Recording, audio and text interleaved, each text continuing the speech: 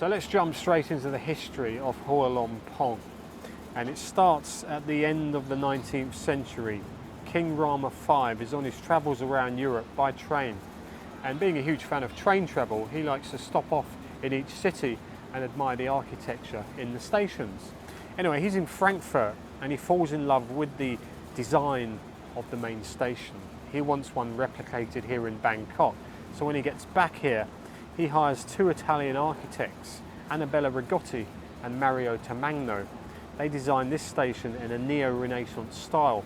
It takes them 6 years to build and it's finally opened in June 1916.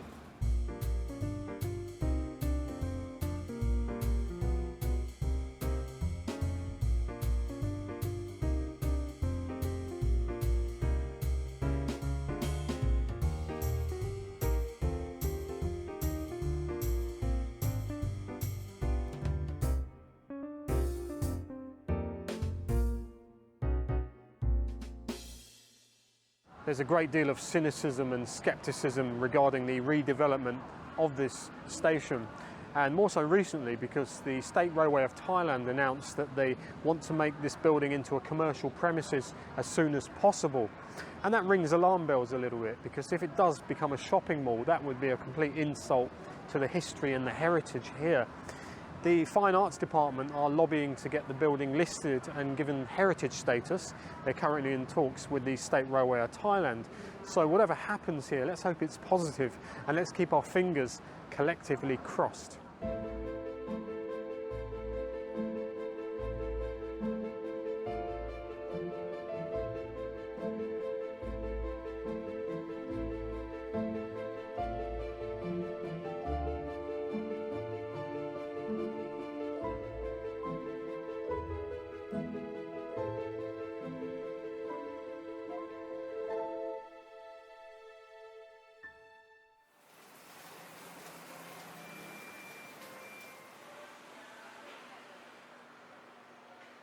The Station Hotel, one of many budget-friendly places in this area, catering for backpackers and travellers staying perhaps for just 1 or 2 nights. I'm not sure what its reputation's like really, but I've read a few stories on TripAdvisor and on Twitter as well.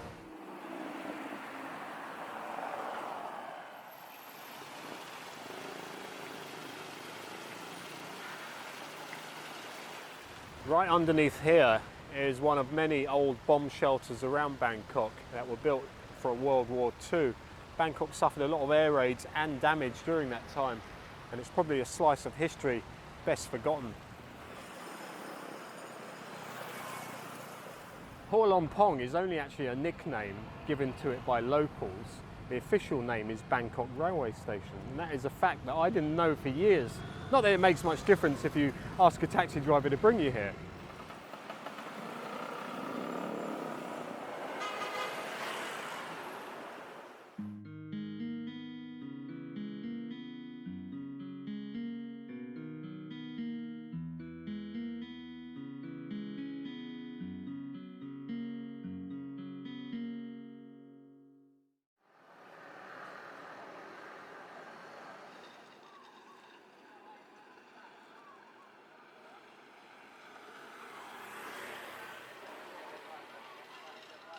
This is Bangkok Mail Centre with its famously brutalist design. In fact, it is so brutal that the Fine Arts Department regularly put a brick through the window just for good measure. In the old days, they used to put the mail from this centre directly onto trains using that bridge behind me, but that hasn't been used for a couple of years. I was thinking if they do demolish Hua Lamphong Station completely and leave this standing, that would be pretty unfair, don't you agree?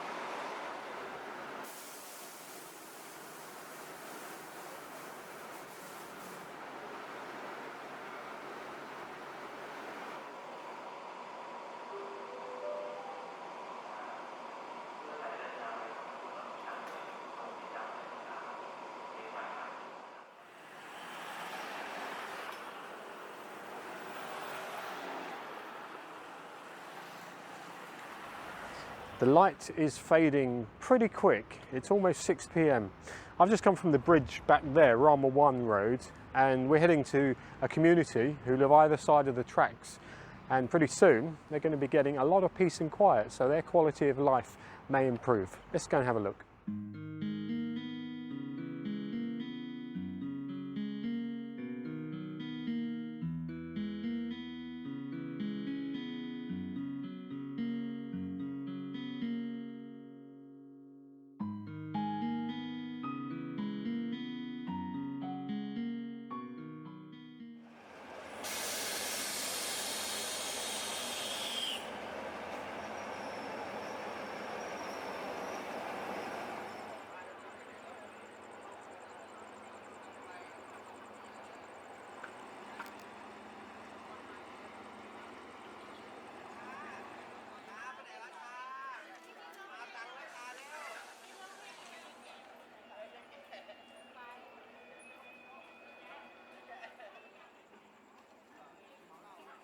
Well, trains are a bit of an inconvenience for this community. When the train stops here on a red light, they can't get across to see their friends or to go shopping or to do their everyday things. So when this clears, finally, we'll get a proper look at what this neighbourhood's like on both sides of the tracks.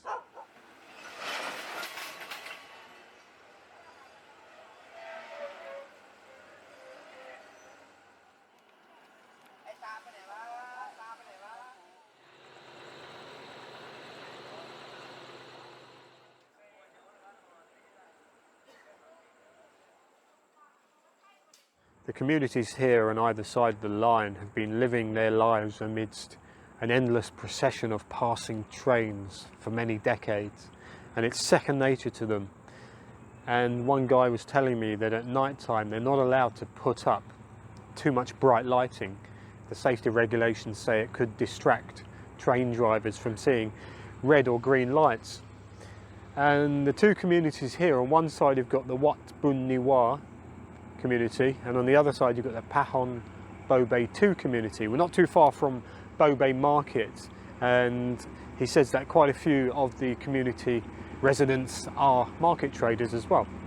Pretty soon they're going to be overcome with a huge sense of silence around here, as yet another passing train comes underneath this bridge, blasting me with a whole lot of diesel smoke.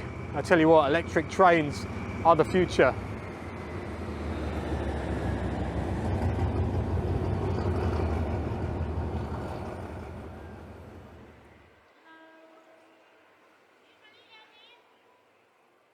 So what exactly is going to go into this museum that they propose?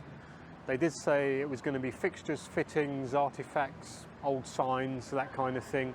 That'd be interesting, but they better not forget the old clock if they demolish the main hall.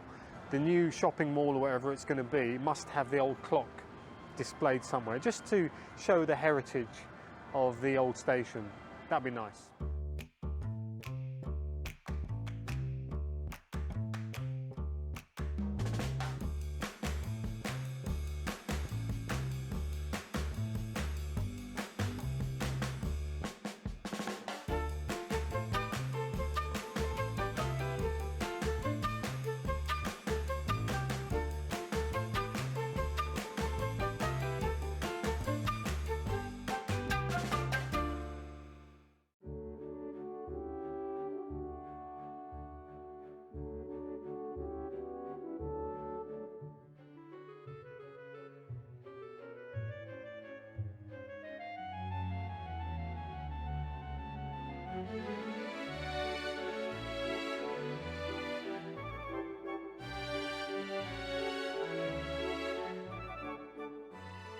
The Eastern and Orient Express, it's a historic train, it's a heritage, it's the experience of it. It costs a lot of money. It's not just a matter of getting on the train and then getting off at Butterworth. I don't think this can be replicated at such a modern monstrosity of a station like Bang Sue. I can see it now. Departure lounge, sponsored by. Wouldn't that be horrific?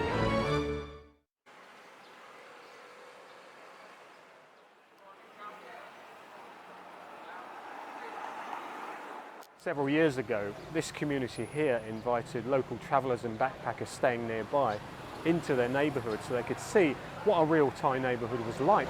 And they even painted a map on the wall with a list of nearby attractions. Let's go and have a look.